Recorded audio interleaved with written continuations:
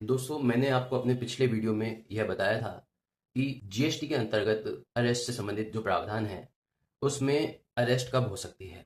उसमें बताया था आपको कि 2 करोड़ से नीचे का अगर कोई मैटर बनता है, तो उसमें अरेस्ट का कोई प्रावधान नहीं है। 2 करोड़ से 5 करोड़ के बीच में है तो बेलेबल होता है, 5 करोड़ से ऊपर होता है तो नॉन बेलेबल होता है।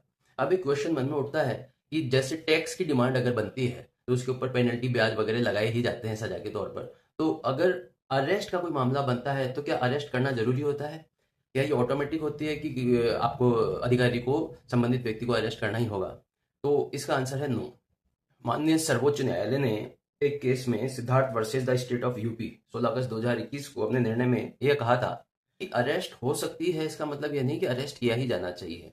तो इस निर्णय को दृष्टिगत रखते हुए, क्योंकि सुप्रीम कोर्ट ने नाराजगी व्यक्त की थी कि जीएसटी ऑफिसर्स या एक्साइज वाले ऑफिसर्स जो हैं रूटीन में ही गिरफ्तारियां करते हैं, वह गलत है।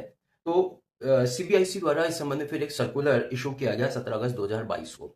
इसमें इन्होंने अरेस्ट संबंधी प्रावधानों की विस्तृत चर्चा करी और इसमें इन्होंने बताया कि अरेस्ट के लायक केस है, मतलब क्वालिफाई कर रहा है अंडर सेक्शन 69। इसका मतलब ये नहीं कि अरेस्ट किया ही जाना चाहिए। तो इन्होंने गाइडलाइंस इसमें दी है।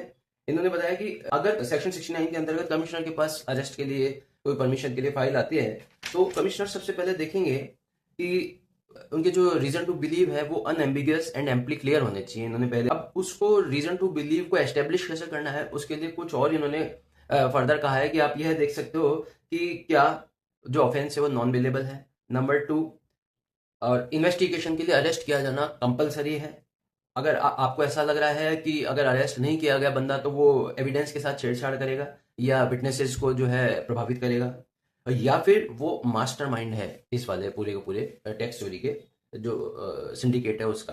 तो ये भी देखना है कि क्या कोई मेंस रिया था या नहीं था, क्या गिल्टी माइंड से उन्होंने जो कार्य किया गया। ऐसा नहीं है 5 करोड़ का मैटर बन गया तो आप तो गिरफ्तारी कर लो, नहीं। यह हो सकता है कि पीछे वाले व्यक्ति ने धोखाधड़ी से आपको कोई माल दिया और पीछे वाले व्यक्ति ने टैक्स जमा नहीं कराया, तो इसमें आपकी क्या गलती हो सकती है। तो प्रोसीडिंग शुरू हो सकती है बट अरेस्ट नहीं हो सकता, बिकॉज गिल्टी माइंड से कोई भी कार्य नहीं किया गया है।